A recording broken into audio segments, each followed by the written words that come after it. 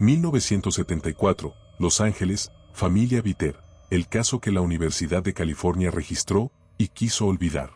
En las colinas áridas de Culver City, Los Ángeles, donde el viento del Pacífico arrastra susurros de tragedias olvidadas, se alzaba una modesta casa de madera en el número 11500 de Brobeck Street. Era el verano de 1974, y aquella vivienda de clase trabajadora, pintada de un amarillo descolorido por el sol californiano, albergaba a una familia que pronto se convertiría en el centro del caso paranormal más documentado y perturbador de la historia moderna. La casa, construida en los años 40, tenía esa arquitectura típica de la posguerra, líneas simples, techo bajo y ventanas pequeñas que durante el día dejaban pasar una luz dorada y cálida. Pero cuando caía la noche, esas mismas ventanas se transformaban en ojos negros que parecían observar la calle con una intensidad inquietante. Los vecinos más antiguos del barrio susurraban que aquella propiedad había cambiado de dueños demasiadas veces en los últimos 30 años, siempre por circunstancias imprevistas. Ninguna familia había permanecido allí más de 2 años seguidos. Doris Viter, una mujer de 35 años con el cabello castaño siempre recogido en una cola de caballo práctica, había encontrado aquella casa como una bendición después de meses buscando un lugar donde pudiera criar a sus 4 hijos con su modesto salario de camarera. Trabajaba en un diner de Venice Boulevard, levantándose antes del amanecer para servir café y huevos a camioneros y trabajadores del puerto. Sus manos, callosas por años de trabajo duro, temblaban ligeramente cuando contaba las propinas al final de cada turno, calculando si alcanzaría para la renta, la comida y la ropa de los niños. Era una madre soltera que había aprendido a ser fuerte por necesidad. Su matrimonio había terminado años atrás en medio de gritos, portazos y promesas rotas. Ahora, solo quedaban ella y sus 4 hijos. David, de 16 años, un adolescente silencioso con ojos demasiado maduros para su edad. Brian, de 13, inquieto y protector con sus hermanos menores, y las 2 pequeñas, Katie de 10 años y Julie de 6, que aún conservaban esa inocencia que Doris luchaba por preservar cada día. La familia había llegado a Brobeck Street en marzo de 1974, arrastrando sus pertenencias en cajas de cartón y bolsas de plástico. Doris había firmado el contrato de alquiler sin hacer demasiadas preguntas, agradecida de haber encontrado algo que pudiera pagar. El propietario, un hombre mayor con un nerviosismo extraño en los ojos, le había entregado las llaves rápidamente, evitando mirarla directamente cuando murmuró algo sobre mantener las puertas cerradas por las noches. Los primeros meses fueron una bendición. Los niños se adaptaron bien al nuevo barrio, encontraron amigos en la escuela cercana, y Doris comenzó a sentir por primera vez en años que tal vez, apenas tal vez, las cosas podrían salir bien. La casa tenía sus peculiaridades.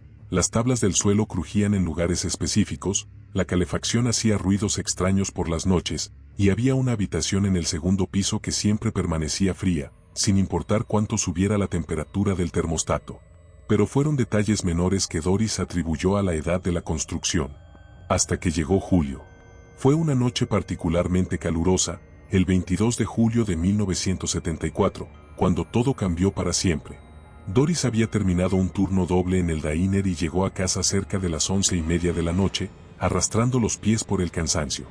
Los niños ya estaban dormidos, la casa sumida en esa quietud profunda que solo existe en los hogares donde los habitantes han encontrado, finalmente, un momento de paz.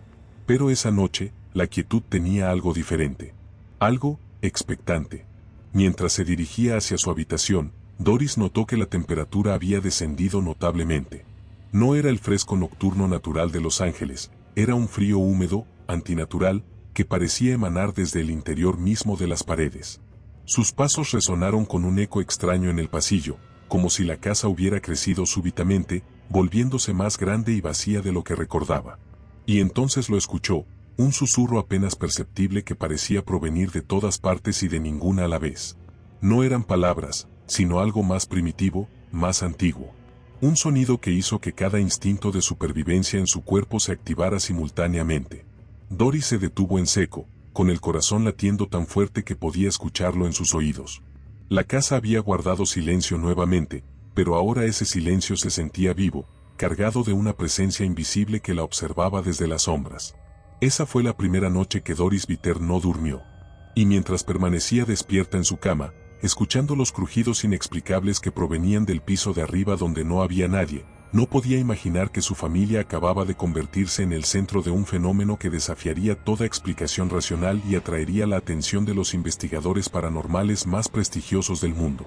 Lo que comenzó como susurros en la oscuridad pronto se transformaría en una pesadilla documentada que cambiaría para siempre la comprensión científica de lo paranormal y destruiría la vida de una familia inocente en el proceso.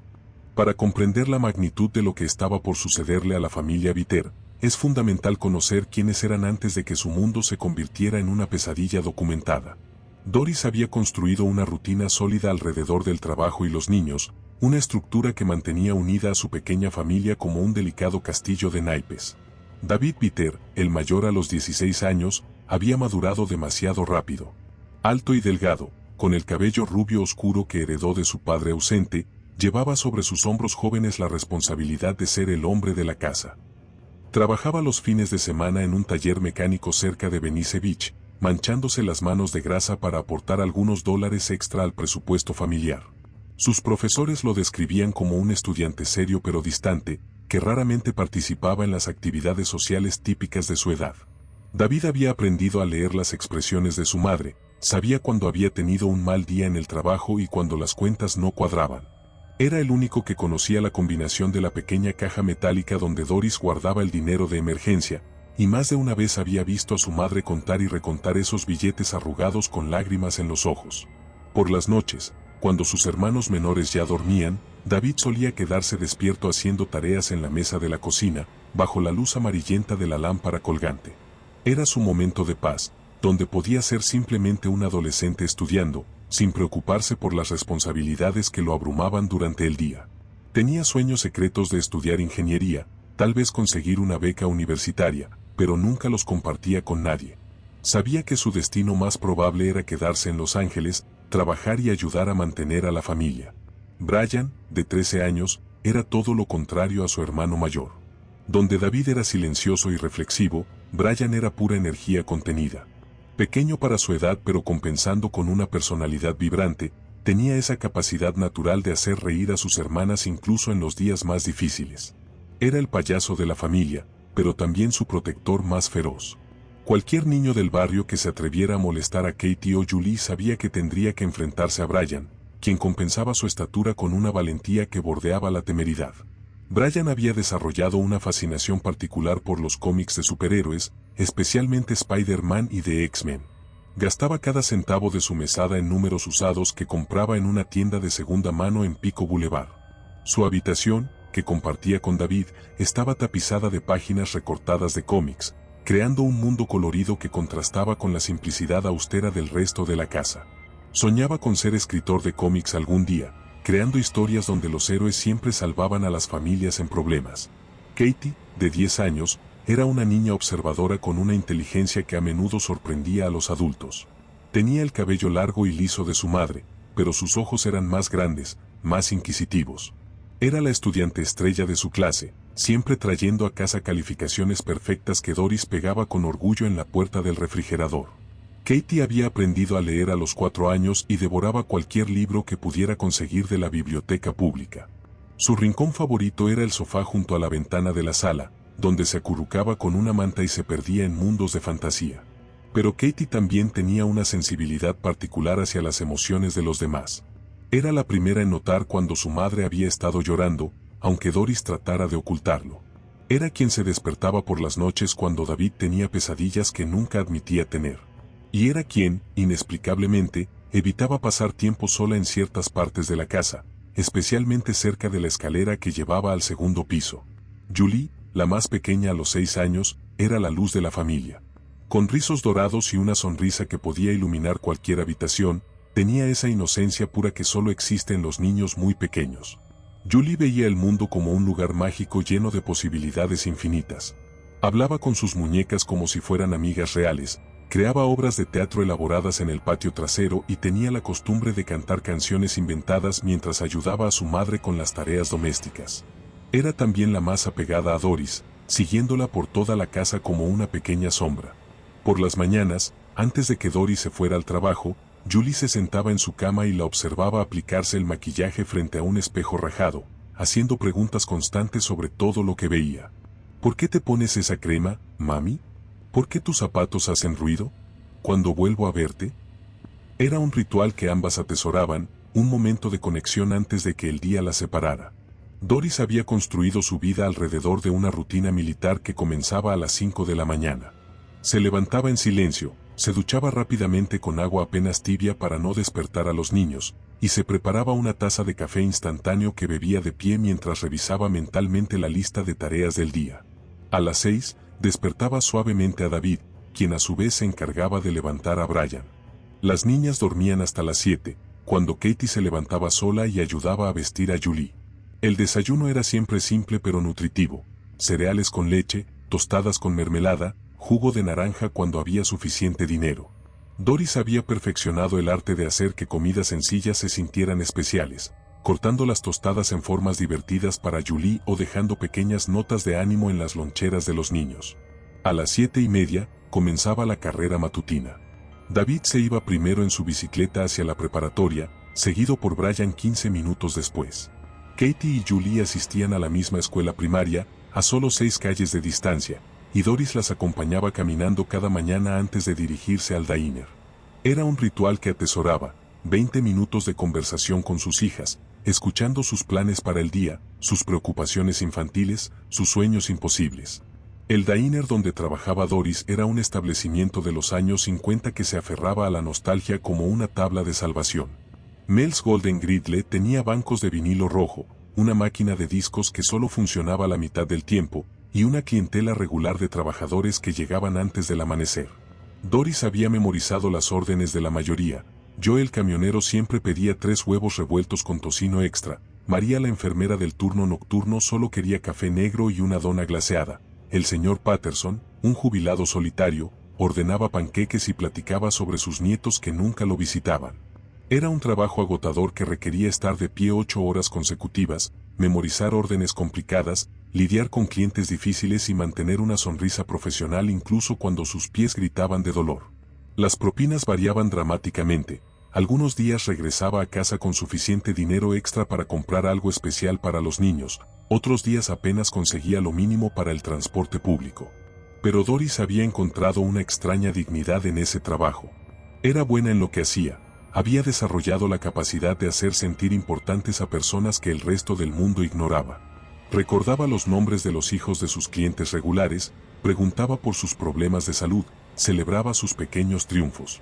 En un mundo que a menudo la trataba como invisible, ella se había convertido en alguien esencial para docenas de personas que comenzaban cada día con su sonrisa y su café perfectamente preparado. Las tardes en la casa de Brobeck Street tenían su propio ritmo sagrado. David llegaba primero de la escuela y comenzaba inmediatamente con sus tareas, estableciendo el ejemplo para sus hermanos menores. Brian irrumpía en la casa como un huracán de energía, dejando su mochila en cualquier lugar y dirigiéndose directamente al refrigerador. Katie llegaba con los brazos llenos de libros de la biblioteca, y Julie corría hacia su madre con dibujos del día, historias elaboradas sobre lo que había aprendido, abrazos que duraban exactamente el tiempo que necesitaba para recargar su pequeño corazón. Los fines de semana eran diferentes. Sin las presiones del trabajo y la escuela, la familia encontraba momentos de verdadera felicidad. Doris preparaba desayunos especiales, panqueques con forma de animales para Julie, huevos estrellados perfectos para Brian, café genuino en lugar de instantáneo para compartir con David. Salían al pequeño patio trasero, donde Brian había construido una casa en el árbol precaria pero funcional, y Katie leía en voz alta para toda la familia. Pero fue precisamente en uno de esos momentos de felicidad doméstica cuando ocurrió el evento que cambiaría todo para siempre. Era un sábado por la tarde de principios de agosto de 1974. El calor del verano angelino se había instalado como una manta pesada sobre la ciudad, y la familia había decidido reorganizar algunos muebles para mejorar la circulación del aire. David y Brian movieron el sofá de la sala hacia una posición diferente. Katie ayudó a su madre a limpiar detrás de donde había estado el mueble durante meses, y Julie supervisaba desde su silla favorita. Fue entonces cuando Katie encontró la pequeña puerta. Escondida detrás del sofá, a nivel del suelo, había una portezuela de acceso que ninguno de ellos había notado antes. No más grande que un libro, pintada del mismo color que la pared, casi invisible a menos que se la buscara específicamente. Katie, con su curiosidad natural, fue la primera en arrodillarse y examinar el pequeño mecanismo de apertura. «Mami, ¿Qué hay aquí?, preguntó, señalando hacia la portezuela misteriosa. Doris se acercó, frunciendo el ceño. En todos los meses que habían vivido allí, nunca había notado esa puerta. El propietario tampoco la había mencionado durante el tour inicial de la casa. Probablemente sea acceso a alguna tubería, murmuró, pero algo en su voz traicionaba una inquietud inexplicable. David, siempre práctico, se arrodilló junto a su hermana y manipuló el pequeño pestillo. La puerta se abrió con un crujido seco, revelando un espacio oscuro del tamaño aproximado de una caja de zapatos. No era acceso a tuberías. Era un hueco deliberadamente creado, forrado con madera y claramente diseñado para guardar algo. Y no estaba vacío. Dentro había un pequeño paquete envuelto en tela negra, atado con un cordón que parecía mucho más viejo que la casa misma. El paquete tenía el tamaño aproximado de un libro pequeño, pero su peso, cuando David lo levantó cuidadosamente, parecía desproporcionado. Era demasiado pesado para su tamaño y extrañamente frío al tacto, como si hubiera estado guardado en hielo. No lo abras, dijo Doris instintivamente, pero ya era demasiado tarde. La curiosidad había vencido a la precaución, y David ya estaba desatando el cordón con dedos temblorosos. La tela se desplegó lentamente, revelando su contenido a la luz dorada de la tarde californiana que entraba por las ventanas de la sala. Era un objeto que ninguno de ellos pudo identificar completamente. Parecía una combinación de joyería antigua y artefacto religioso, con símbolos grabados que no pertenecían a ningún alfabeto que David hubiera visto en sus clases de historia. Tenía la apariencia de metal, pero cuando lo tocó, se sintió orgánico, casi vivo. Y estaba inexplicablemente tibio, a pesar de haber estado guardado en esa oscuridad fría durante quién sabe cuánto tiempo. Fue Julie quien habló primero, con esa honestidad brutal que solo poseen los niños muy pequeños. No me gusta, mami. Huele feo. Y tenía razón. El objeto emanaba un olor apenas perceptible, algo entre incienso rancio y metal oxidado, con un toque de algo más profundo y más perturbador que ninguno de ellos pudo identificar. Pero el daño ya estaba hecho. El objeto había sido removido de su escondite, expuesto a la luz, tocado por manos inocentes. Y aunque Doris inmediatamente lo envolvió nuevamente y lo guardó en un cajón de su habitación, prometiéndose investigar más tarde qué hacer con él, ya era demasiado tarde. Esa noche, por primera vez desde su llegada a Brobeck Street, ningún miembro de la familia Bitter durmió completamente tranquilo. Y aunque todavía no lo sabían, habían cruzado una línea invisible que separa el mundo ordinario del reino donde las pesadillas se vuelven realidad documentada. El objeto que encontraron era solo el catalizador. La verdadera maldición de la casa había estado esperando pacientemente a que llegara la familia correcta, en el momento correcto, para despertar completamente. Y los Bitter acababan de darle exactamente lo que necesitaba para comenzar su reino de terror. Los primeros signos de que algo profundamente perturbador había comenzado a manifestarse en la casa de Brobeck Street aparecieron exactamente 3 días después del descubrimiento del objeto misterioso. Fue Julie, con esa sensibilidad infantil que a menudo percibe lo que los adultos prefieren ignorar, quien notó los primeros cambios. La mañana del miércoles 5 de agosto de 1974, Julie se despertó antes del amanecer llorando inconsolablemente. Cuando Doris corrió a su habitación, encontró a la niña de 6 años sentada en su cama, señalando hacia la esquina más oscura del cuarto. La señora de la esquina no me deja dormir, mami, sollozó Julie, aferrándose al camisón de algodón de su madre. Sigue susurrando cosas feas. Doris encendió la lámpara de la mesita de noche y examinó cuidadosamente cada rincón de la habitación. No había nadie más allí, naturalmente. Pero cuando se acercó a la esquina que Julie había señalado, sintió una descarga de frío tan intensa que la hizo retorcerse involuntariamente. Era como si hubiera abierto la puerta de un congelador industrial en pleno verano californiano. Solo fue una pesadilla, amor, murmuró Doris, aunque su voz tembló ligeramente al pronunciar las palabras. Ven, duérmete conmigo esta noche. Pero mientras cargaba a Julie hacia su propia habitación, Doris no pudo sacudirse la sensación de que algo invisible la seguía por el pasillo. Sus pasos resonaban de manera extraña, como si hubiera más pies caminando de los que realmente existían.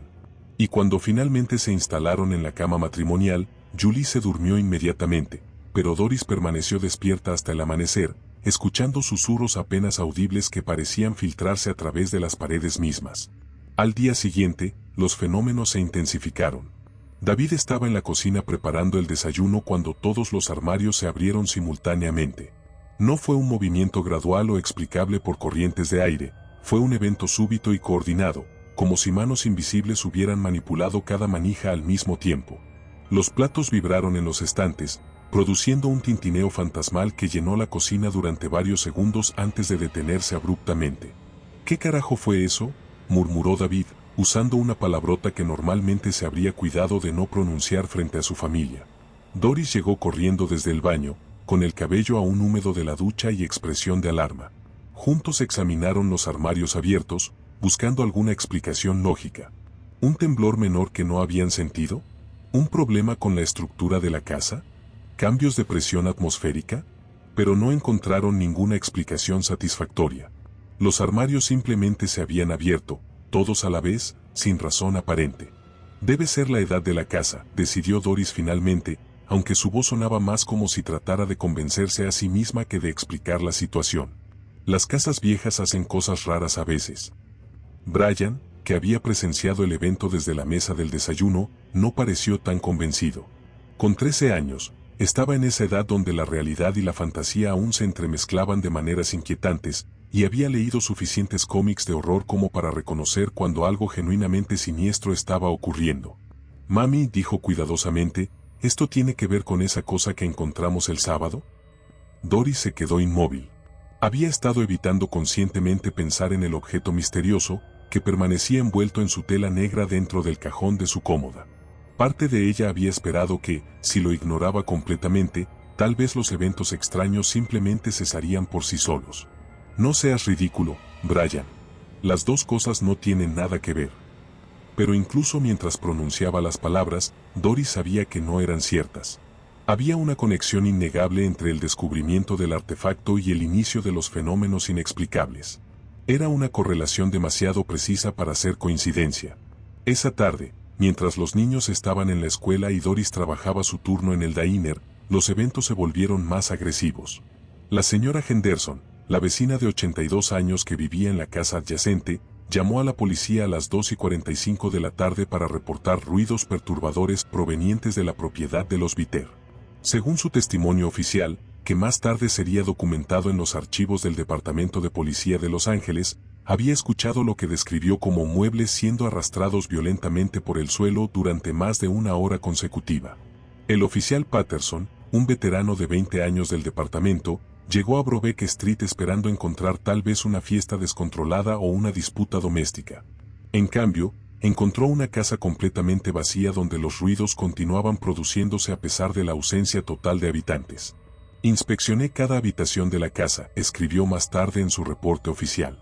Utilicé la llave de emergencia que me proporcionó la señora Henderson para acceder al interior. La casa estaba desocupada, pero los sonidos de muebles siendo movidos continuaron durante los 45 minutos que permanecí en el lugar. No pude identificar la fuente de los ruidos. No había evidencia de intrusos o de actividad criminal. Lo que el oficial Patterson no incluyó en su reporte oficial, pero que más tarde confesaría a su esposa, era que los sonidos no solo eran inexplicables, sino que parecían seguir un patrón deliberado. No era el caos aleatorio de objetos cayendo o muebles siendo movidos sin propósito.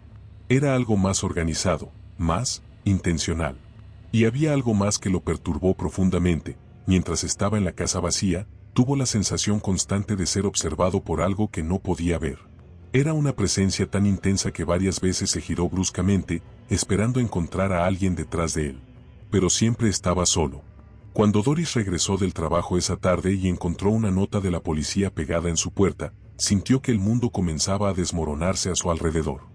Los problemas paranormales eran una cosa cuando ocurrían dentro de los confines de su familia, pero cuando comenzaban a involucrar a las autoridades y a los vecinos, se volvían imposibles de ignorar o racionalizar. Esa noche, convocó a sus 4 hijos para una conversación familiar en la sala. Era la primera vez que abordaba directamente los eventos extraños que habían comenzado a ocurrir, y podía ver en los rostros de sus hijos que todos habían notado cosas que no habían mencionado. Sé que han estado pasando cosas raras en la casa, comenzó cuidadosamente. Quiero que todos me cuenten exactamente lo que han visto o escuchado. Sin exagerar, pero también sin ocultar nada. Las revelaciones que siguieron fueron más perturbadoras de lo que Doris había anticipado. David admitió que durante las últimas 3 noches había escuchado pasos en el ático, directamente encima de su habitación. Pasos lentos y deliberados que comenzaban siempre a las 3:15 de la madrugada y continuaban hasta aproximadamente las 4. Lo más inquietante era que los pasos parecían describir el mismo recorrido cada noche, desde la esquina noroeste del ático hasta la esquina sureste, luego de regreso, una y otra vez durante casi una hora. Al principio pensé que tal vez eran ardillas o ratas, explicó David, pero los pasos son demasiado pesados, demasiado regulares. Suenan como si alguien estuviera paseándose allá arriba, pensando en algo. Brian reveló que había estado viendo sombras que se movían por la casa durante el día, siempre en su visión periférica. Sombras que parecían tener forma humana pero que desaparecían inmediatamente cuando trataba de mirarlas directamente. Y había algo más. Todas las sombras parecían dirigirse hacia la habitación de sus padres, específicamente hacia el área donde Doris había guardado el objeto misterioso. Es como si fueran atraídas hacia algo en tu cuarto, mami, explicó Brian. Como polillas hacia una luz, pero al revés. Como si hubiera algo allí que las llamara. Katie, siempre la más observadora, había notado que ciertos objetos en la casa habían comenzado a moverse por sí solos. No dramáticamente, sino de maneras sutiles que solo alguien con su atención al detalle habría percibido. Sus libros aparecían en orden diferente por las mañanas. Los cuadros en las paredes se inclinaban ligeramente hacia la izquierda sin razón aparente. Y había encontrado sus muñecas organizadas en pequeños círculos en el suelo de su habitación, aunque ella recordaba claramente haberlas dejado en la repisa. No me dan miedo, dijo Katie con esa seriedad que a veces la hacía parecer mucho mayor de sus 10 años. Pero siento que alguien está tratando de decirnos algo. Como si estuviera reorganizando las cosas para crear algún tipo de mensaje que no sabemos cómo leer. Julie, la más pequeña, había tenido las experiencias más directas y perturbadoras. Además del encuentro con la señora de la esquina, había comenzado a mantener conversaciones con lo que describía como los amigos invisibles que vivían en la casa. Según Julie, estos amigos invisibles le contaban historias sobre las familias que habían vivido en la casa antes que los Bitter, historias que eran demasiado detalladas y específicas para ser producto de la imaginación de una niña de 6 años. Me dijeron que la familia que vivía aquí antes tenía un bebé que lloraba mucho, explicó Julie con la naturalidad con que podría haber descrito su día en la escuela. Y antes de esa familia, había un señor muy triste que hablaba solo en la cocina todas las noches. Los amigos invisibles me dijeron que el señor triste todavía está aquí a veces, pero que ya no está tan triste porque ahora tiene compañía. Las revelaciones de sus hijos confirmaron los peores temores de Doris. No se trataba de eventos aislados o de imaginaciones hiperactivas. Toda la familia estaba experimentando fenómenos paranormales consistentes y cada vez más intensos. Y todos los eventos parecían estar relacionados, de alguna manera, con el objeto que habían descubierto. Esa noche, Doris tomó una decisión que cambiaría el curso de toda la investigación posterior. En lugar de tratar de ocultar o racionalizar los eventos, decidió comenzar a documentarlos sistemáticamente. Compró un cuaderno espiral en la farmacia local y comenzó a llevar un registro detallado de cada evento paranormal, incluyendo hora exacta, testigos presentes, duración y cualquier detalle específico que pudiera ser relevante. Fue una decisión que, sin saberlo, convertiría el caso de la familia Bitter en uno de los fenómenos paranormales mejor documentados de la historia moderna. La primera entrada en el diario de Doris, fechada el viernes 9 de agosto de 1974, a las 11:30 de la noche, simplemente decía: comenzaron los golpes en las paredes. Fuertes, rítmicos, parecen venir desde adentro de las paredes mismas. Todos los niños despiertos. Duración, 45 minutos. No encontramos fuente externa. Pero los golpes en las paredes fueron solo el comienzo. Durante las siguientes 2 semanas, los fenómenos se multiplicaron exponencialmente tanto en frecuencia como en intensidad. Los objetos no solo se movían, sino que comenzaron a levitar abiertamente. Doris presenció personalmente cómo un vaso de agua se elevó lentamente desde la mesa de la cocina hasta una altura de aproximadamente 3 pies, permaneció suspendido en el aire durante varios segundos, y luego se desplazó horizontalmente hacia el fregadero donde se depositó suavemente sin derramar una sola gota. Las temperaturas en ciertas áreas de la casa comenzaron a fluctuar de manera dramática y localizada. El termómetro de la sala podía marcar 75 grados Fahrenheit, mientras que el pasillo adyacente registraba 50 grados. Estas variaciones de temperatura no seguían ningún patrón lógico relacionado con la ventilación, la exposición solar o la ubicación de los radiadores. Los sonidos se volvieron más complejos y perturbadores. Además de los pasos en el ático y los golpes en las paredes, comenzaron a escuchar voces. Al principio eran murmullos incomprensibles, pero gradualmente se volvieron más claros y específicos.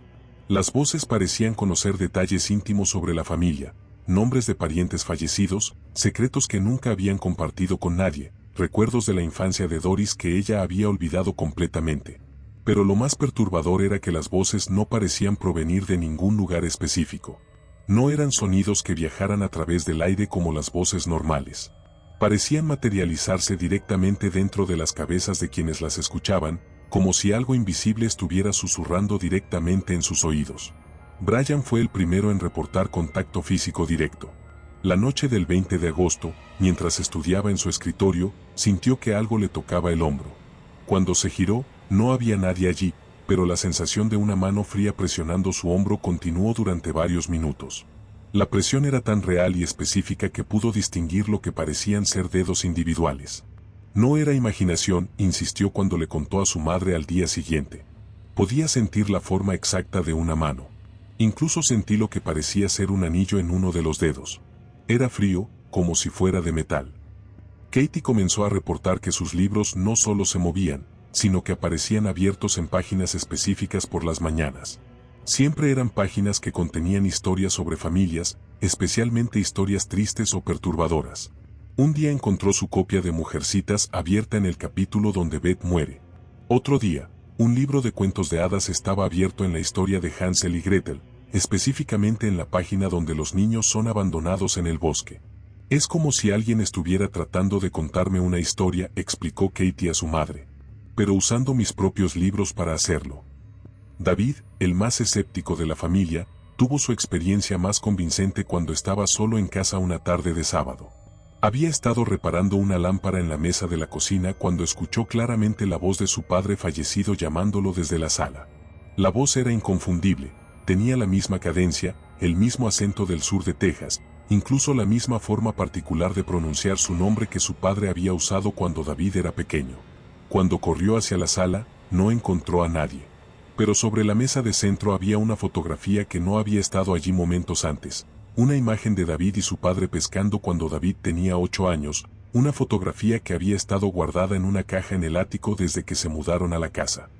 Fue entonces cuando David finalmente aceptó que algo genuinamente paranormal estaba ocurriendo en su hogar. Y una vez que el miembro más pragmático de la familia reconoció la realidad de los fenómenos, la dinámica familiar cambió completamente. Ya no se trataba de eventos aislados que podían ser ignorados o racionalizados. Se había convertido en una presencia constante e ineludible que afectaba cada aspecto de sus vidas diarias. Los niños comenzaron a tener dificultades para concentrarse en la escuela. Doris se encontraba distrayéndose en el trabajo, preocupándose constantemente por lo que podría estar ocurriendo en casa. El sueño se volvió irregular para toda la familia, ya que los fenómenos parecían intensificarse durante las horas nocturnas. Y entonces, el 28 de agosto de 1974, ocurrió el evento que cambiaría todo, el primer ataque físico directo y violento. Doris estaba sola en la casa, preparando la cena antes de que los niños regresaran de la escuela, cuando sintió una presencia inmediatamente detrás de ella. Se giró, esperando ver a uno de sus hijos que había llegado temprano, pero no había nadie allí. Sin embargo, la sensación de ser observada de cerca persistió e incluso se intensificó. Y entonces, sin previo aviso, algo invisible la empujó violentamente contra la pared de la cocina. No fue un empujón suave o ambiguo que pudiera ser racionalizado como pérdida de equilibrio. Fue un impacto deliberado y poderoso que la lanzó a través de la habitación con una fuerza que ningún ser humano normal podría haber ejercido. Doris golpeó la pared con tal violencia que dejó una marca en el yeso, y cayó al suelo con el hombro izquierdo dislocado y cortes en la cara por el impacto. Mientras yacía en el suelo de la cocina, sangrando y conmocionada, Doris pudo ver claramente algo que desafió todo lo que creía saber sobre la realidad. Impresiones en el linóleo del suelo que mostraban la forma exacta de 2 pies descalzos, como si algo invisible pero físicamente real estuviera parado directamente frente a ella. Las huellas permanecieron visibles durante varios minutos antes de desvanecerse gradualmente, pero Doris tuvo tiempo suficiente para examinarlas cuidadosamente. No eran impresiones vagas o ambiguas. Podía distinguir claramente la forma de los dedos de los pies, el arco del pie, incluso lo que parecía ser una cicatriz en el pie derecho.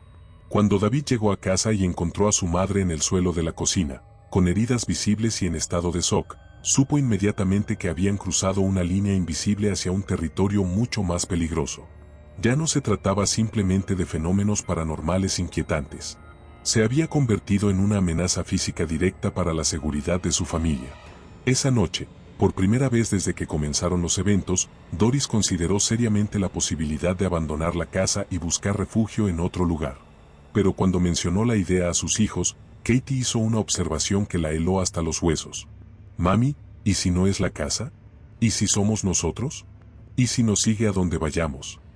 Era una posibilidad que Doris no había considerado, pero que explicaría por qué los fenómenos parecían estar tan íntimamente conectados con su familia específicamente. ¿Y si el objeto que habían encontrado no era simplemente un catalizador, sino algún tipo de vínculo permanente que había unido a su familia con fuerzas que no comprendían?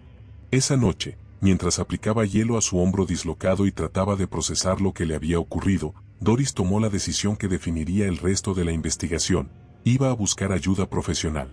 No sabía exactamente qué tipo de ayuda necesitaba, pero sabía que lo que estaba ocurriendo en su casa estaba más allá de su capacidad de manejar sola.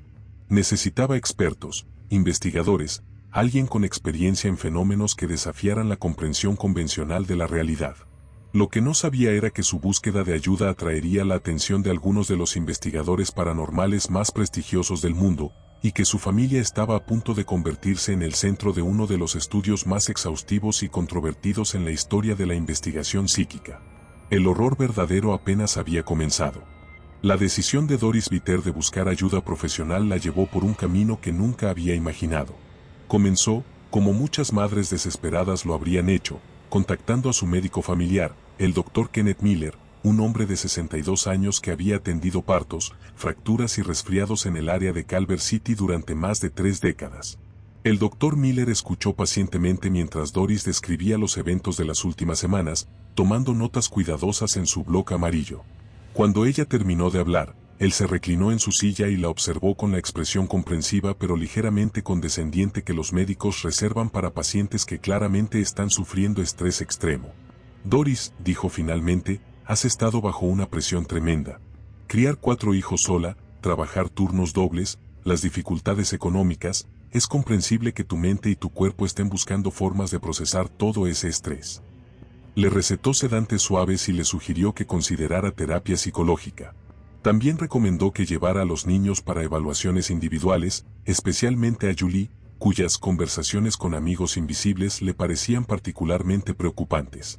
Pero el Dr. Miller no pudo explicar las contusiones físicas en el brazo y el hombro de Doris.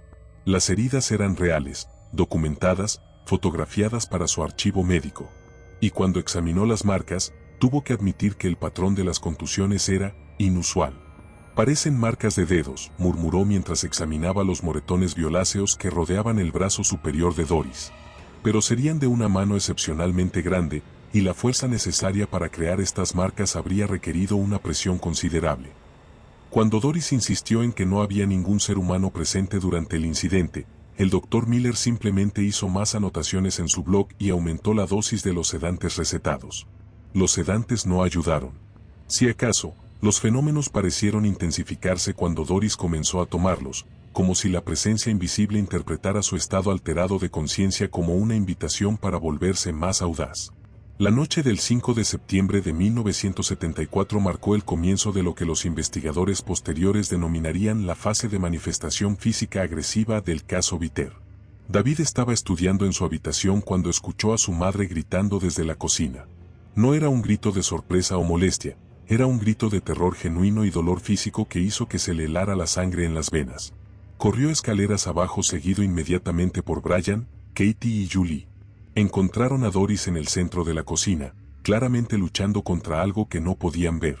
Sus brazos se movían como si tratara de defenderse de un atacante, su cabeza se sacudía de un lado a otro como si estuviera siendo golpeada, y sus pies se deslizaban por el suelo de linóleo como si algo la estuviera arrastrando hacia atrás. Pero no había nadie más en la habitación. «Ayúdenme», gritó Doris, extendiendo una mano hacia sus hijos mientras continuaba luchando contra su agresor invisible. «No puedo liberarme». David se precipitó hacia su madre, pero en el momento en que trató de tocarla, fue lanzado hacia atrás con una fuerza que lo envió directo contra el refrigerador. El impacto fue tan violento que dejó una abolladura en el electrodoméstico y le causó una conmoción cerebral menor que lo dejó desorientado durante varios minutos. Brian intentó ayudar a su hermano, pero en cuanto se acercó a Doris, comenzó a sentir golpes invisibles en su propio cuerpo. Puños fantasmas lo golpearon en el estómago, las costillas y la cara con una precisión y una fuerza que lo dejaron sin aliento y sangrando por la nariz. Katie y Julie se refugiaron en la esquina más alejada de la cocina, abrazándose una a la otra mientras observaban aterrorizadas cómo su familia era atacada por algo que no podían ver pero que era innegablemente real y violento. El ataque duró exactamente 17 minutos. Doris llevaría la cuenta exacta porque, en medio del horror, una parte de su mente mantuvo esa precisión obsesiva que había desarrollado desde que comenzó a documentar los eventos. 17 minutos de ser golpeada, arrastrada, levantada del suelo y lanzada contra las paredes y los muebles por manos que no existían pero que dejaban marcas reales en su cuerpo. Cuando finalmente terminó, la cocina parecía el escenario de una pelea violenta. Las sillas estaban volcadas, había platos rotos en el suelo, las cortinas habían sido arrancadas de sus rieles, y la familia Viter estaba dispersa por la habitación, magullada, sangrando y en estado de shock absoluto. Pero lo más perturbador de todo era que, durante todo el ataque, habían podido escuchar claramente la respiración pesada y los gruñidos de esfuerzo de su atacante invisible. No era el silencio fantasmal que uno podría esperar de un fenómeno paranormal, era el sonido inconfundible de un ser físico, real, exertándose durante un combate violento. Esa noche, por primera vez desde que comenzaron los eventos, la familia Viter abandonó su casa. Se refugiaron en un motel barato en Venice Boulevard, amontonándose en una habitación con 2 camas individuales, sin equipaje, llevando solo las ropas que tenían puestas y los pocos dólares que Doris tenía en su monedero. Pero incluso en el motel, no encontraron paz. A las 3:15 de la madrugada, la misma hora en que David había estado escuchando los pasos en el ático de su casa, comenzaron los golpes en las paredes de la habitación del motel. El mismo patrón rítmico, la misma intensidad, la misma sensación ominosa de una presencia invisible que se acercaba cada vez más. Nos siguió, susurró Katie en la oscuridad. ¿Cómo dije que pasaría? Nos siguió. Julie comenzó a llorar silenciosamente, y Brian se acercó a la ventana para verificar que estuviera bien cerrada, aunque sabía intuitivamente que cerraduras y barreras físicas no servirían de nada contra lo que los estaba persiguiendo. David, con una madurez forzada por las circunstancias, tomó la decisión que cambiaría el curso de toda la investigación posterior. Mañana por la mañana, anunció en la oscuridad, vamos a llamar a la universidad. A UCLA. Si esto es real, si está realmente pasando, entonces los científicos necesitan saberlo. Y si no es real, entonces necesitamos que nos ayuden a entender qué está mal con nosotros. Fue una decisión extraordinariamente madura para un joven de 16 años, y una que demostraba una comprensión intuitiva de que lo que estaba ocurriendo trascendía las capacidades de ayuda tradicionales como médicos familiares o consejeros escolares. A la mañana siguiente, David llamó al departamento de psicología de UCLA desde el teléfono público del motel. Después de ser transferido entre varias secretarias y asistentes, finalmente llegó a la oficina del Dr. Barry Taff, un investigador especializado en fenómenos anómalos y parapsicología. El Dr. Taff, un hombre de 31 años con doctorado en psicología clínica y un interés académico serio en fenómenos paranormales, inicialmente se mostró escéptico cuando David describió la situación de su familia por teléfono. Había recibido cientos de llamadas similares a lo largo de los años, la mayoría de las cuales resultaban ser casos de histeria colectiva, problemas psiquiátricos no diagnosticados o simplemente búsquedas de atención. Pero había algo en la voz de David, una seriedad y especificidad en los detalles que describía, que intrigó al Dr. Taff lo suficiente como para programar una entrevista inicial. El encuentro tuvo lugar el 10 de septiembre de 1974 en las oficinas de UCLA. El Dr. Taff estaba acompañado por su colega, el Dr. Kerry Gaynor, un fotógrafo especializado en documentación de fenómenos anómalos, y la Dra. Thelma Moss, una investigadora pionera en el campo de la parapsicología. La familia Viter había regresado a su casa en Brobeck Street la noche anterior, principalmente porque no podían costear permanecer indefinidamente en el motel. Los fenómenos habían continuado, pero con una intensidad ligeramente reducida, como si la presencia invisible estuviera esperando algo. Durante la entrevista inicial, cada miembro de la familia fue interrogado por separado por diferentes investigadores, una técnica diseñada para identificar inconsistencias que pudieran sugerir fabricación o influencia mutua en los testimonios. Lo que encontraron fue exactamente lo opuesto, una consistencia notable en los detalles reportados por cada miembro de la familia, incluso en aspectos específicos como horarios, temperaturas, duraciones de eventos y secuencias de fenómenos. Más importante aún, encontraron evidencia física de los ataques que Doris había sufrido. La doctora Moss, quien tenía experiencia médica además de su entrenamiento en psicología, examinó las contusiones en el cuerpo de Doris y llegó a la misma conclusión que el doctor Miller. Las marcas eran consistentes con agresión física por parte de un atacante excepcionalmente fuerte, pero no había evidencia de ningún atacante humano. Las marcas de dedos son particularmente intrigantes, escribió en sus notas iniciales. Muestran un patrón de presión que sugiere dedos inusualmente largos y fuertes. Si estas marcas fueron creadas por manos humanas, habrían requerido una fuerza excepcional aplicada de una manera muy específica. Más convincente aún fue el testimonio de los niños. Katie, con su observación detallista, había notado patrones en los fenómenos que incluso los adultos habían pasado por alto. Brian podía describir con precisión matemática los intervalos entre diferentes tipos de eventos. Julie, a pesar de su corta edad, proporcionó descripciones sorprendentemente detalladas de las voces que escuchaba, incluyendo acentos y patrones de habla específicos. Pero fue David quien proporcionó el testimonio más convincente. Como el miembro más escéptico de la familia, había estado documentando inconscientemente detalles que ahora resultaban cruciales para establecer la credibilidad del caso. Recordaba temperaturas específicas, podía describir la física exacta de cómo se movían los objetos, y había notado correlaciones entre los fenómenos y factores externos como el clima y las fases lunares. Después de 6 horas de entrevistas, el equipo de UCLA llegó a una conclusión preliminar que los sorprendió a ellos mismos: o la familia Viter estaba experimentando genuinos fenómenos paranormales, o estaban participando en la elaboración colectiva más sofisticada y convincente que hubieran encontrado en sus años de investigación. La única manera de determinar cuál de las dos posibilidades era correcta era observar directamente. El Dr. Taft programó la primera sesión de observación para el 15 de septiembre de 1974. El equipo llegaría a la casa de Brobeck Street equipado con cámaras, grabadoras de audio, termómetros sensibles, detectores de movimiento y equipamiento electromagnético diseñado para registrar cualquier anomalía en los campos energéticos de la casa. Si algo genuinamente paranormal está ocurriendo, explicó el Dr. Taft a la familia, vamos a documentarlo. Y si no está ocurriendo nada paranormal, vamos a documentar eso también, y luego podremos ayudarlos a entender qué está realmente sucediendo. Era una propuesta que sonaba razonable y científica. Lo que ninguno de ellos anticipó era que la presencia de investigadores y equipamiento científico en la casa no inhibiría los fenómenos, sino que los provocaría hacia niveles de intensidad y violencia que no habían experimentado antes. La primera noche de observación científica se convirtió en una de las experiencias más aterradoras en las carreras de los investigadores de UCLA. Llegaron a las 7 de la tarde cargados con equipamiento que había costado miles de dólares y que representaba lo más avanzado en tecnología de detección disponible en 1974. Instalaron cámaras en cada habitación, colocaron sensores de temperatura en puntos estratégicos, establecieron grabadoras de audio en múltiples ubicaciones, y crearon una estación de comando en la sala donde podían monitorear simultáneamente todos los instrumentos.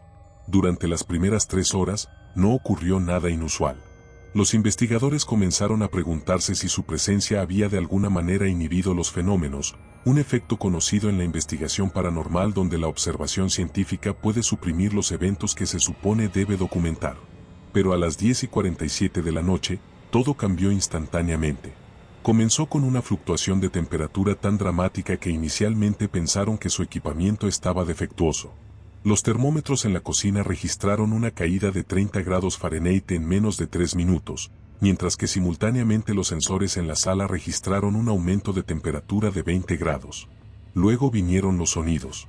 No los susurros o pasos que la familia había reportado, sino ruidos completamente nuevos, lo que sonaba como maquinaria pesada operando dentro de las paredes, gritos guturales que no parecían provenir de gargantas humanas, y un golpeteo rítmico que hizo vibrar toda la estructura de la casa. Las cámaras captaron algo que ninguno de los investigadores había esperado ver: objetos moviéndose de manera visible e inequívoca. No movimientos sutiles que pudieran ser atribuidos a vibraciones o corrientes de aire, sino desplazamientos dramáticos que desafiaban las leyes básicas de la física. Una silla de la cocina se levantó completamente del suelo, se desplazó horizontalmente por aproximadamente 6 pies, y luego se depositó suavemente en una posición completamente diferente. Las cámaras documentaron todo el evento desde múltiples ángulos, eliminando cualquier posibilidad de trucos fotográficos o ilusiones ópticas.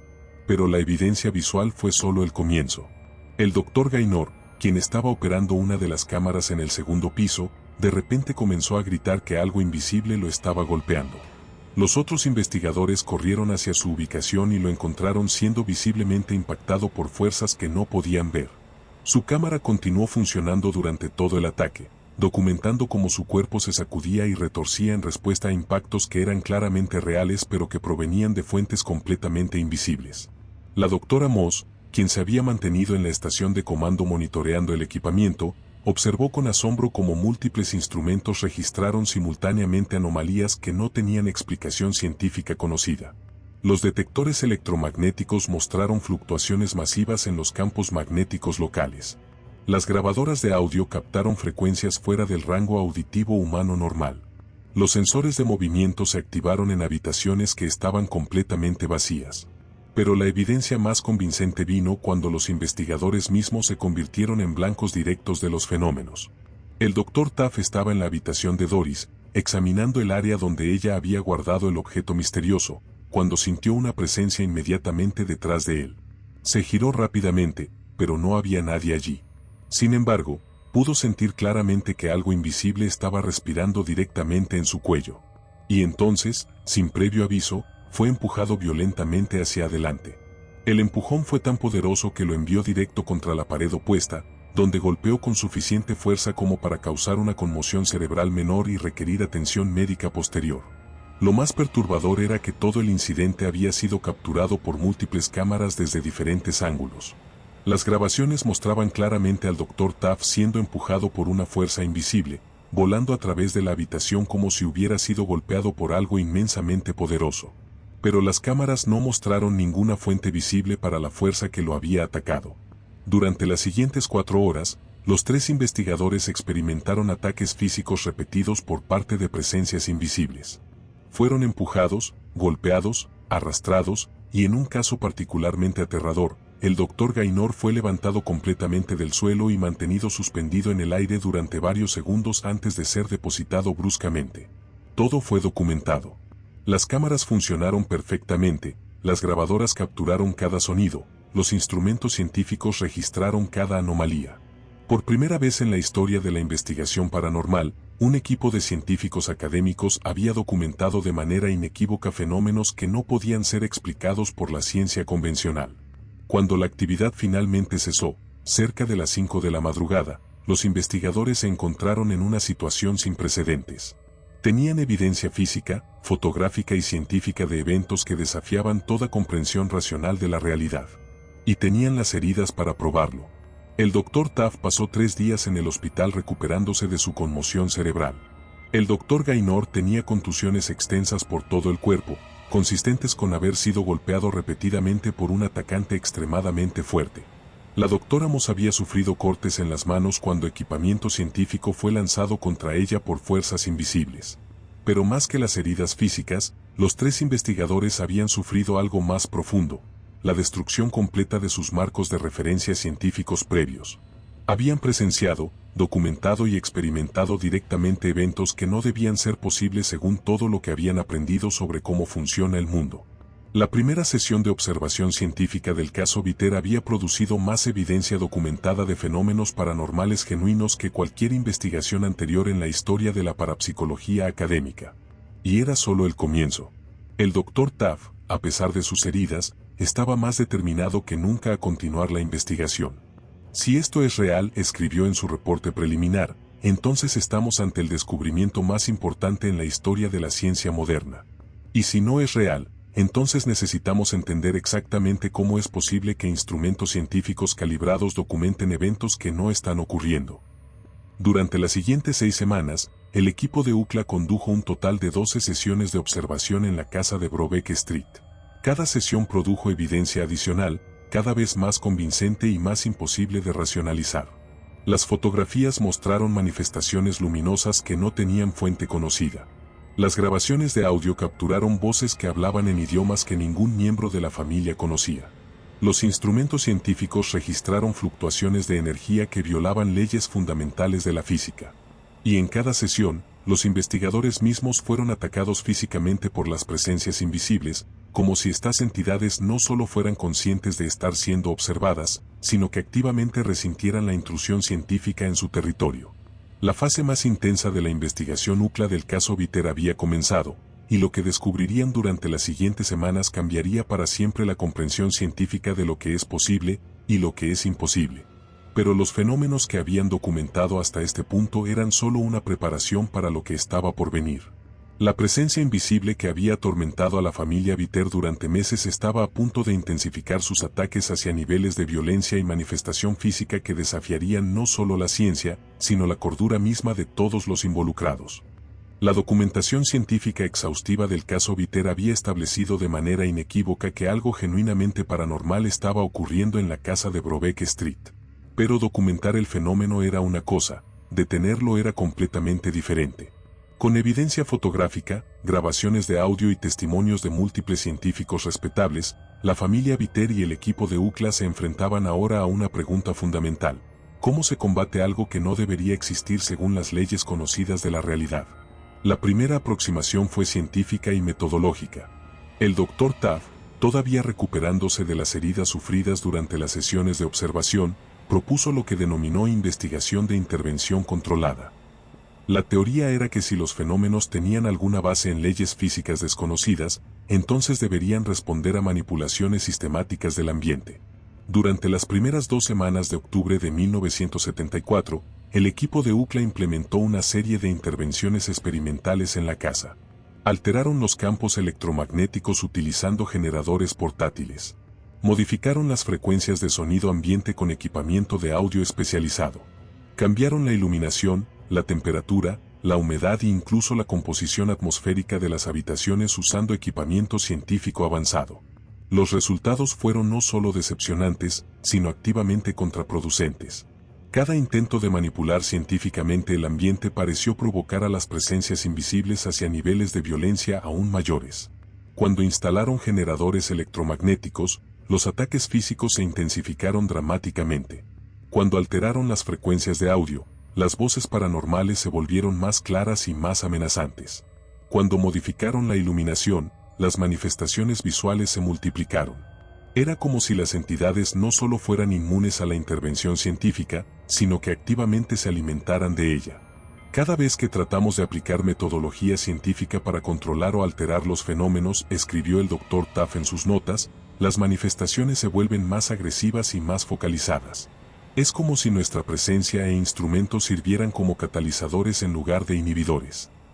La doctora Moss llegó a una conclusión más perturbadora: creo que estas entidades no solo son conscientes de nuestros esfuerzos científicos, sino que los consideran una forma de invasión. Están respondiendo defensivamente, pero con una inteligencia y una malevolencia que sugieren algo mucho más complejo que fenómenos naturales desconocidos. Fue entonces cuando Doris Viter tomó la decisión de buscar ayuda religiosa. El padre Miguel Castillo, un sacerdote católico de 68 años que había servido en la parroquia de Santa Mónica durante más de 40 años, inicialmente se mostró escéptico cuando Doris contactó la iglesia solicitando un exorcismo. Había recibido docenas de peticiones similares a lo largo de las décadas, y la mayoría resultaban ser casos de problemas psiquiátricos, estrés extremo o simplemente búsquedas de atención. Pero cuando el Dr. Taft contactó personalmente al padre Castillo y le proporcionó copias de las fotografías, grabaciones de audio y reportes científicos del caso, el sacerdote se vio forzado a reconsiderar su posición. En 43 años de ministerio, le confió el padre Castillo a su obispo, nunca había visto evidencia tan convincente de lo que podría ser genuina posesión demoníaca o infestación espiritual. Los científicos de UCLA no son charlatanes o buscadores de sensacionalismo. Son académicos respetables con reputaciones que proteger. El 5 de noviembre de 1974, el padre Castillo realizó la primera bendición formal de la casa en Brobeck Street. No era un exorcismo completo, que requería autorización especial de la arquidiócesis, sino una bendición y purificación que estaba dentro de su autoridad como párroco local. La ceremonia comenzó a las 6 de la tarde, con toda la familia Viter presente junto con el equipo de UCLA, que había sido autorizado a documentar el procedimiento. El padre Castillo recorrió cada habitación de la casa, rociando agua bendita, recitando oraciones en latín y realizando los rituales tradicionales de purificación espiritual. Durante las primeras 2 horas, el ritual pareció proceder normalmente. La casa permaneció en calma, sin manifestaciones obvias de los fenómenos que habían atormentado a la familia durante meses. El padre Castillo comenzó a sentirse optimista de que la bendición estuviera teniendo el efecto deseado. Pero cuando llegó a la habitación donde Doris había guardado el objeto misterioso encontrado detrás del sofá, todo cambió instantáneamente.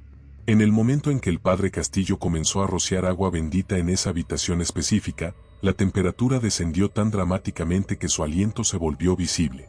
Las ventanas comenzaron a vibrar violentamente en sus marcos, produciendo un sonido que se intensificó hasta volverse ensordecedor. Y entonces, de manera más perturbadora, comenzaron a escucharse voces. No eran los susurros incomprensibles que la familia había reportado anteriormente. Estas eran voces claras, distintas, hablando en lo que el padre Castillo reconoció inmediatamente como latín eclesiástico.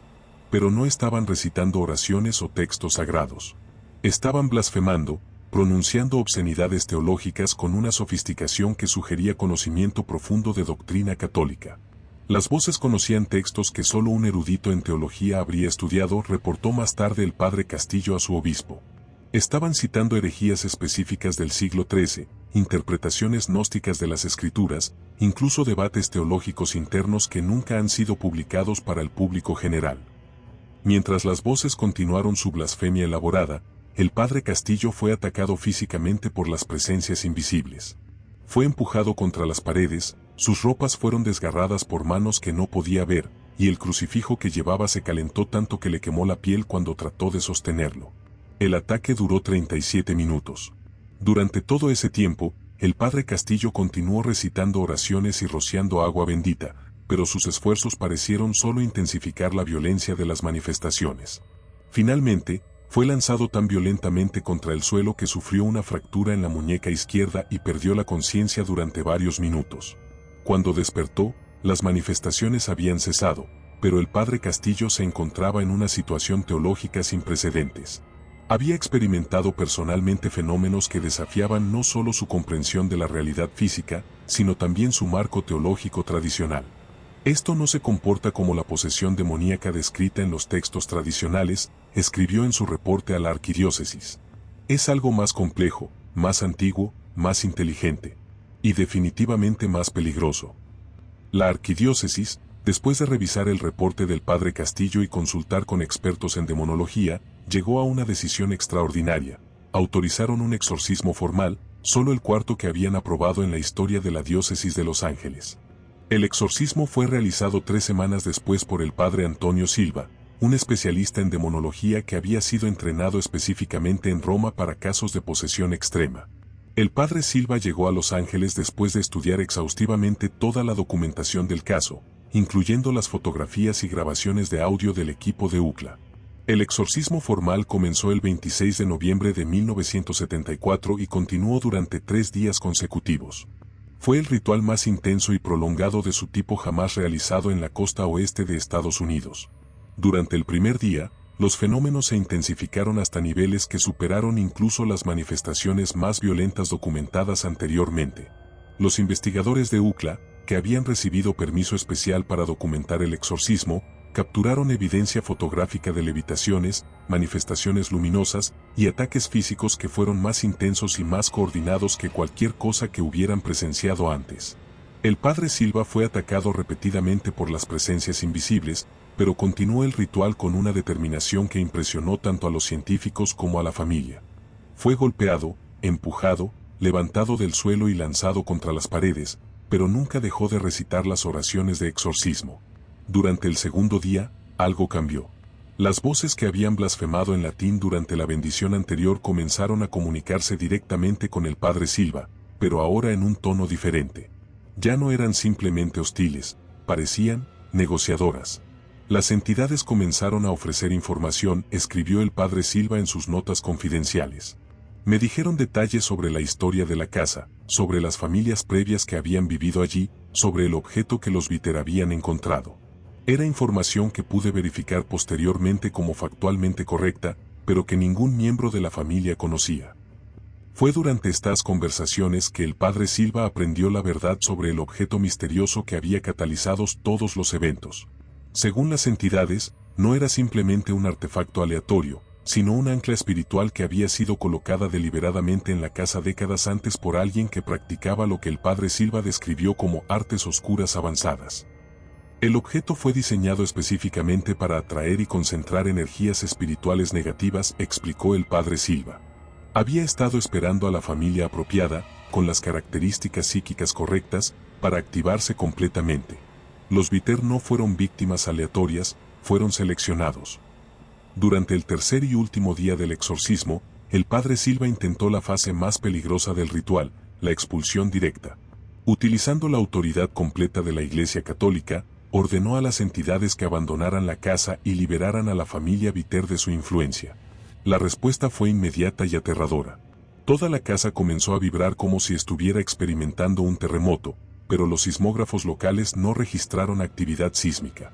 Las ventanas no solo vibraron, sino que comenzaron a agrietarse sistemáticamente.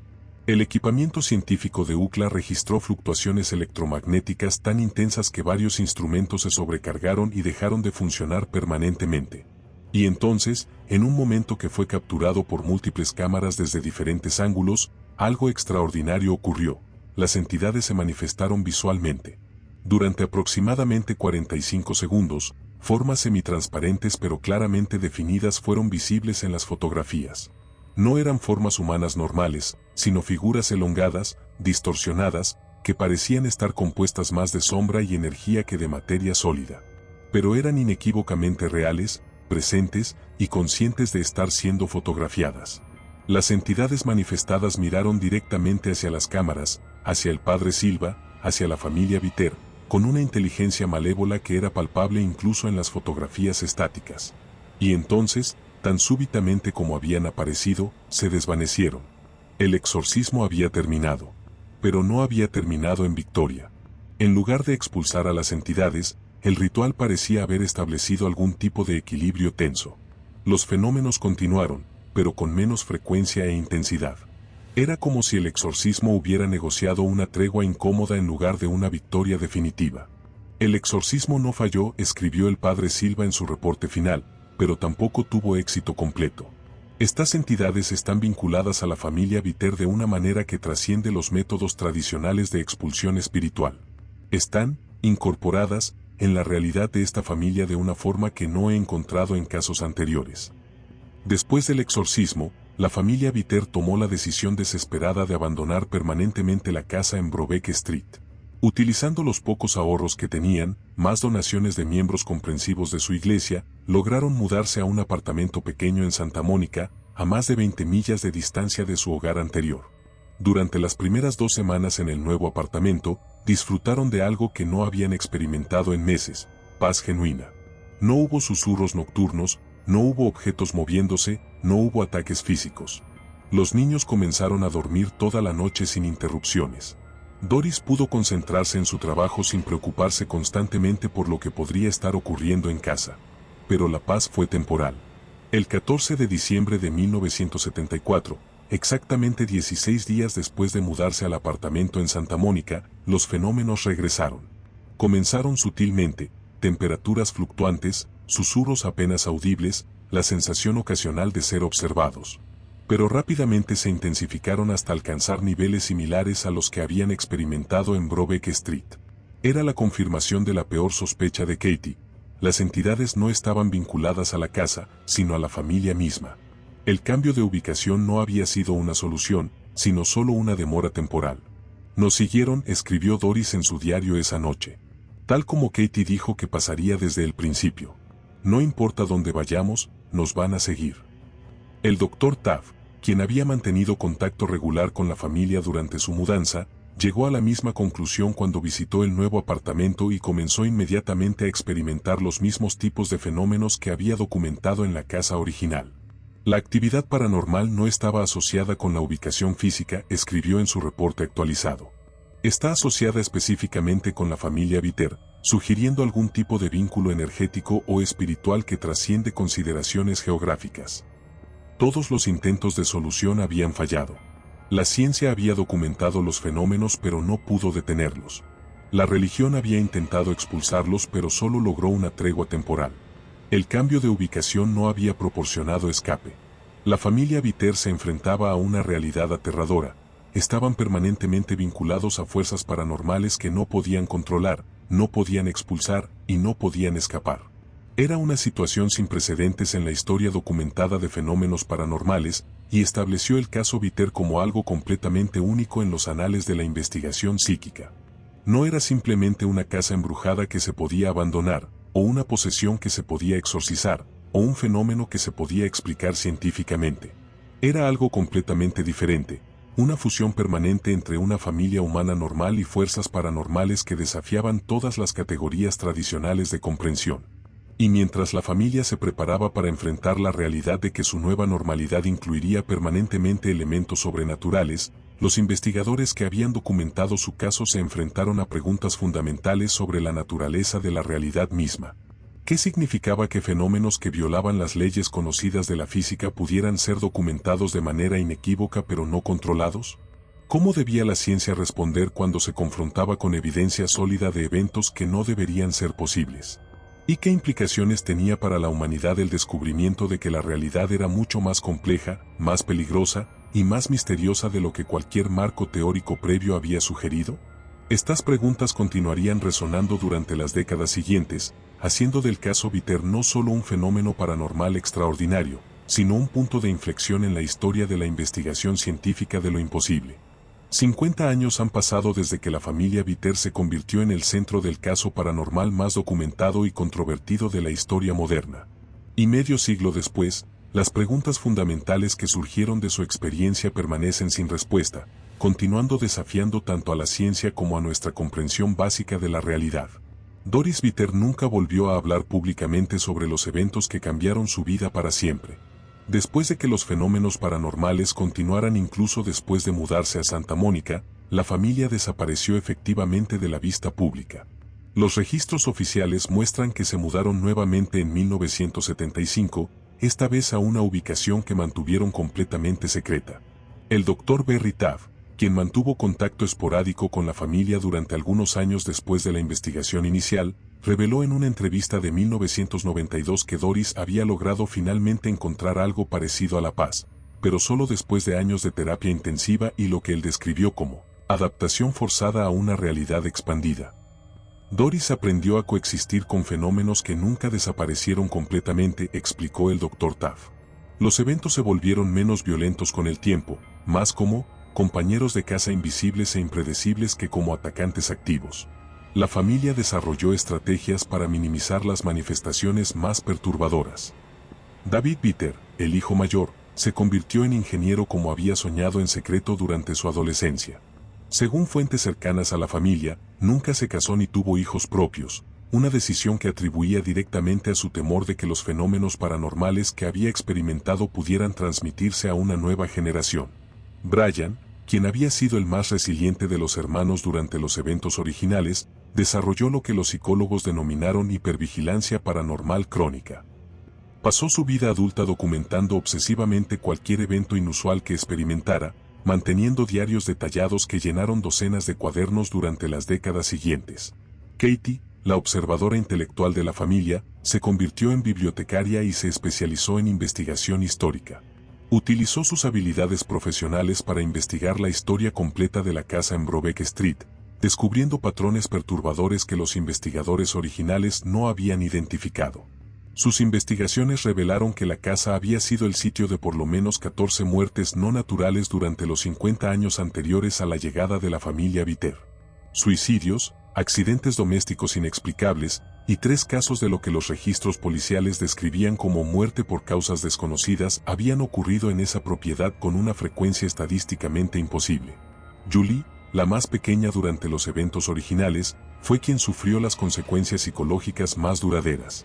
Los amigos invisibles de su infancia nunca la abandonaron completamente, y pasó años en terapia tratando de distinguir entre recuerdos reales de fenómenos paranormales y las distorsiones que su mente infantil pudo haber creado para procesar experiencias traumáticas. La documentación científica exhaustiva del caso Viter tuvo consecuencias que se extendieron mucho más allá de la familia individual. La evidencia fotográfica, las grabaciones de audio, y los testimonios de múltiples investigadores académicos respetables forzaron a la comunidad científica a confrontar preguntas fundamentales sobre la naturaleza de la realidad que preferían evitar. El Dr. Taft continuó su investigación paranormal durante décadas después del caso Viter, pero nunca encontró otro caso que proporcionara evidencia tan convincente y exhaustiva. En sus memorias, publicadas en 2005, escribió: "El caso Viter estableció un estándar de documentación que ningún fenómeno paranormal posterior ha igualado. Fue simultáneamente el caso más convincente que jamás investigué y la experiencia más frustrante de mi carrera, porque planteó preguntas que la ciencia actual simplemente no puede responder". La Universidad de California en Los Ángeles mantuvo oficialmente los archivos del caso Viter como confidenciales durante más de 20 años. No fue hasta 1996 que partes de la documentación fueron liberadas para revisión académica, e incluso entonces, las fotografías más convincentes y las grabaciones de audio más claras permanecieron clasificadas.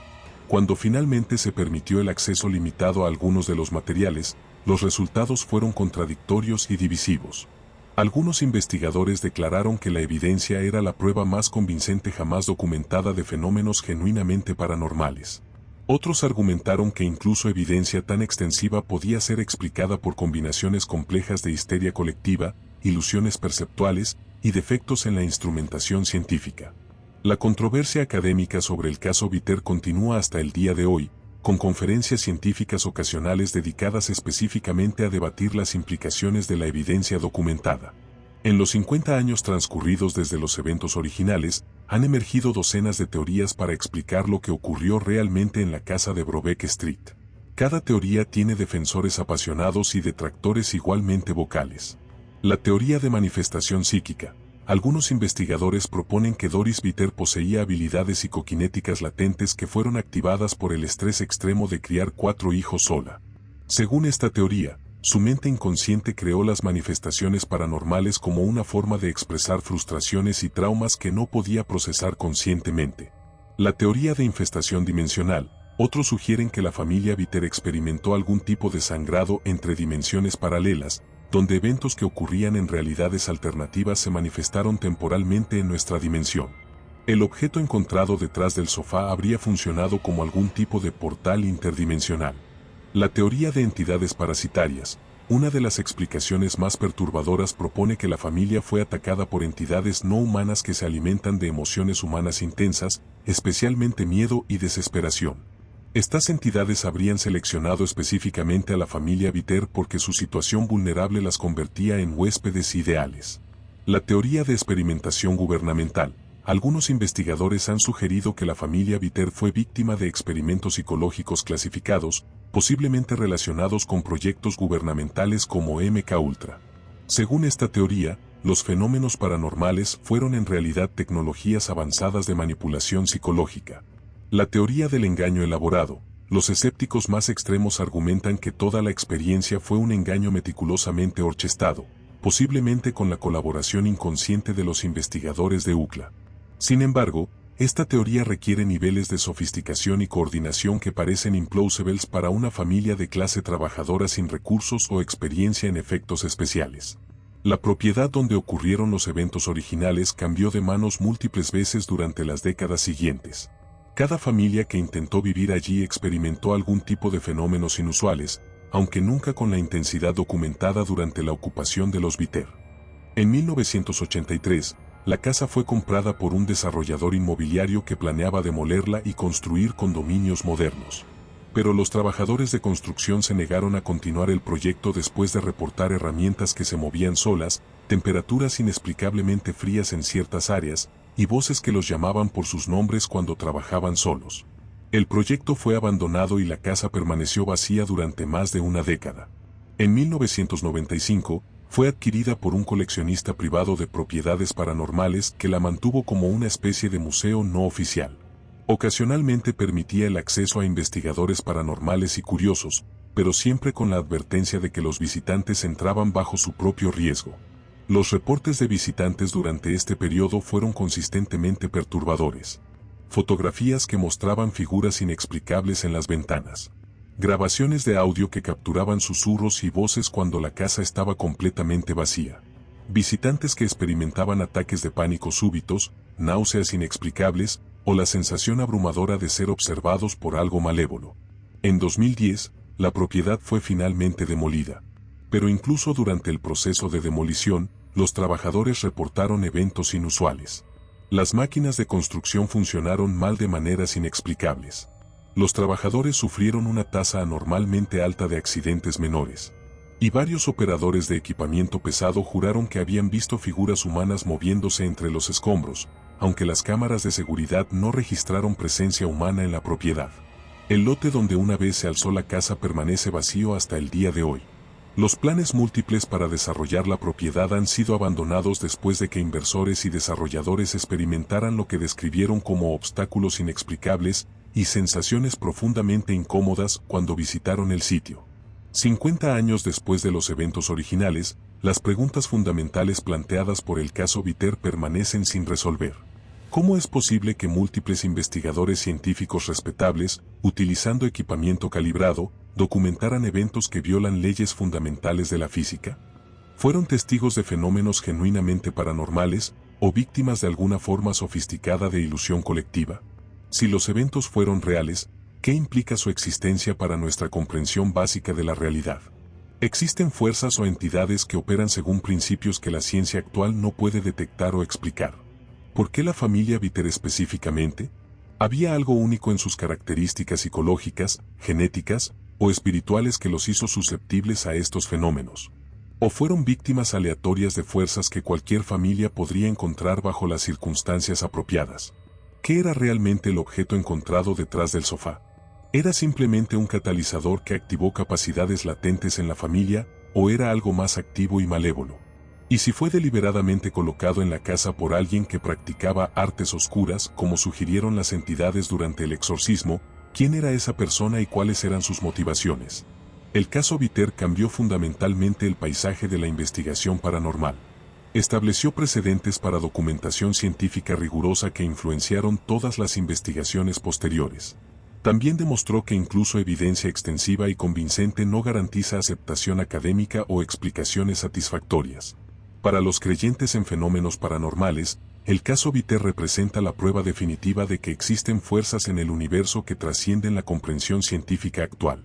Para los escépticos, representa el caso más desafiante que deben explicar dentro de marcos racionales convencionales.